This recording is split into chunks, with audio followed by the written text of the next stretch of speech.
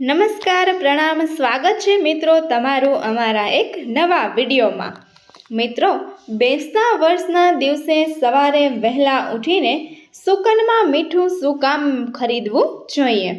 મીઠામાં એવા કયા ગુણો લોકોની અંદર એક અલગ જ પ્રકારનો ભાવ જોવા મળે છે અને આ દિવસે બાળક હોય કે વડીલ, વૃદ્ધ હોય, એકબીજાને મળીને એકબીજાને જય શ્રી કૃષ્ણ તથા રામ રામ કહે છે અને નવા વર્ષના રામ રામ કરવામાં આવે છે અને વીતેલા દિવસોની ભૂલોને ભૂલીને જીવનની એક નવી શરૂઆત થાય છે।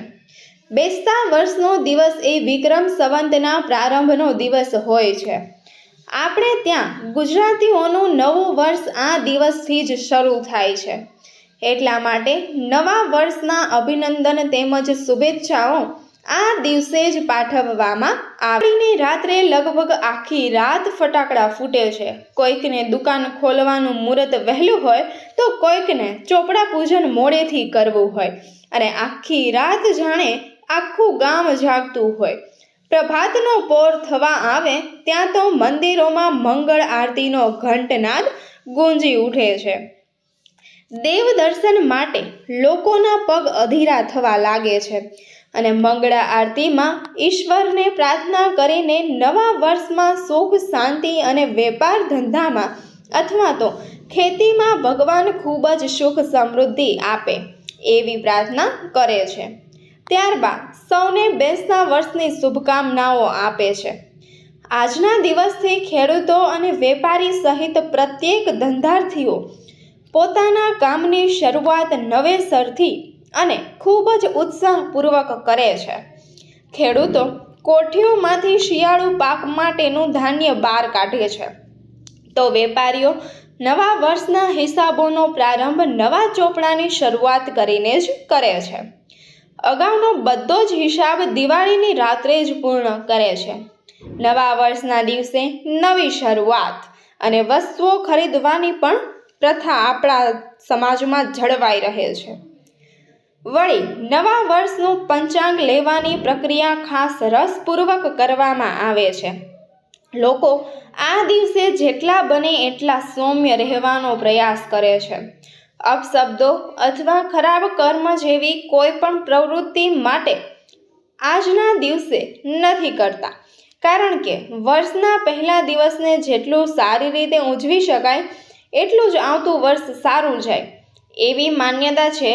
વળી બેસતા વર્ષના દિવસે મંદિરોમાં અન્નકૂટ ભરાય છે તથા સવારે લોકો દેવ દર્શને તેમજ એકબીજાને મળવા માટે નવા કપડાં પહેરી અને તૈયાર થઈને નીકળી પડે છે।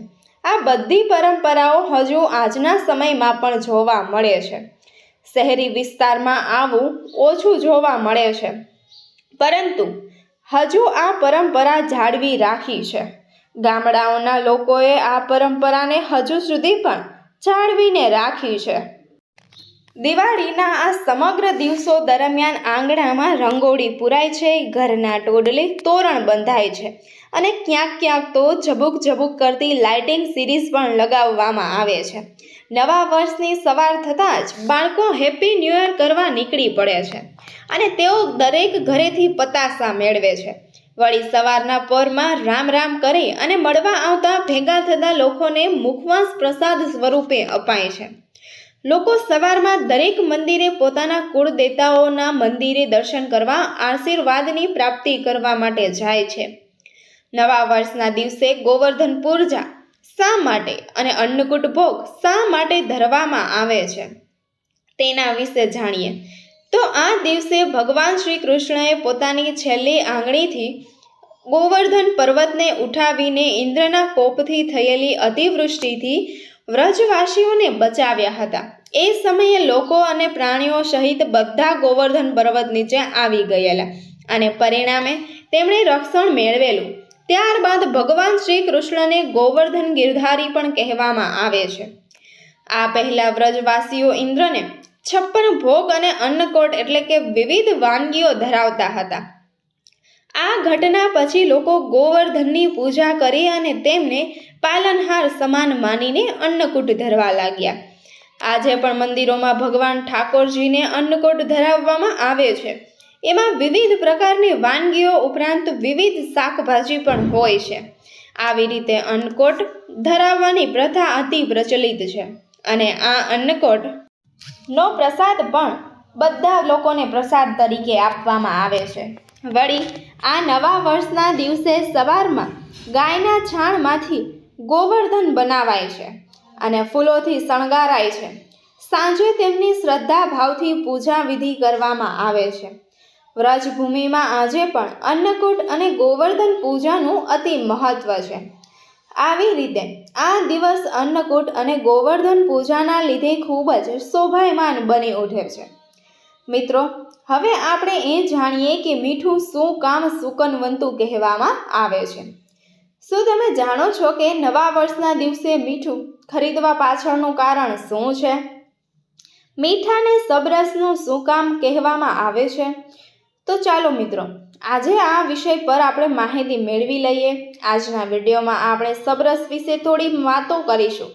આપણે બાળપણથી જ જોતા આવ્યા છીએ કે નવા વર્ષની વહેલી સવારે એટલે કે દિવાળીની રાત્રિ અથવા તો નવા વર્ષની પહેલી પરોઢે ગામમાં, ગલીઓમાં, શેરીઓમાં નાની નાની એવું કહેતા તમને ના ખબર પડે. આ વાતની આજે ખબર પડી કે દિવાળીનો શ્રેષ્ઠ તહેવાર હતો. દ્વારકા નગરીમાં ભગવાન શ્રી કૃષ્ણ અને રૂક્ષ્મણીજી હિંચકા પર બેઠા હતા ત્યારે રૂક્ષ્મણીજી ખૂબ જ ખુશ હતા. ત્યારે અચાનકથી રૂક્ષ્મણીજીએ ભગવાન શ્રી કૃષ્ણને પૂછ્યું કે હે પ્રભુ, તમે મને કેટલો પ્રેમ કરો છો? હું તમને કેટલી વાલી લાગુ છું? અચાનક જ રૂક્ષ્મણીજી દ્વારા પૂછવામાં આવેલા આવા પ્રશ્નોથી ભગવાન શ્રી કૃષ્ણએ એવો ઉત્તર આપ્યો કે તમે મને મીઠા જેટલા વાલ લાગો છો. આ સાંભળીને દેવી રૂક્ષ્મણી રીસાઈ ગયા. એમને ખોટું લાગી ગયું. એ એવું સમજવા લાગ્યા કે બસ મીઠા જેટલી જ મારી કિંમત કરી. તેને ગુસ્સો આવી ગયો. તે એવું સમજવા લાગ્યા કે ભગવાન શ્રી કૃષ્ણએ મીઠા જેવી સૂક્ષ્મ વસ્તુ સાથે મારી તુલના કરી.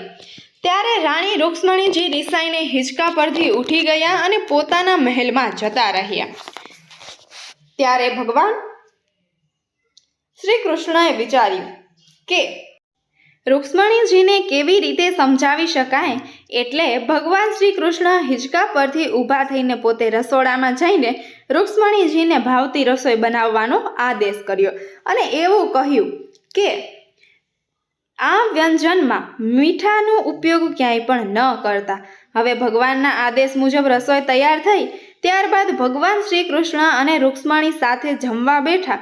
થાળી પીરસવામાં આવી. મીઠા વગરની રસોઈ ગળે ન ઉતારી શકાય.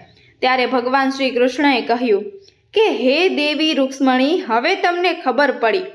હવે તમે સમજ્યા કે હું જ હતી નવા વર્ષના દિવસે વહેલી સવારે મીઠું લેવા પાછળની રસપ્રદ માહિતી. મિત્રો, આ રહસ્યમય માહિતી તમને કેવી લાગી? અને જો આવા ફરી મળીશું નવા વિડીયો સાથે. ધન્યવાદ.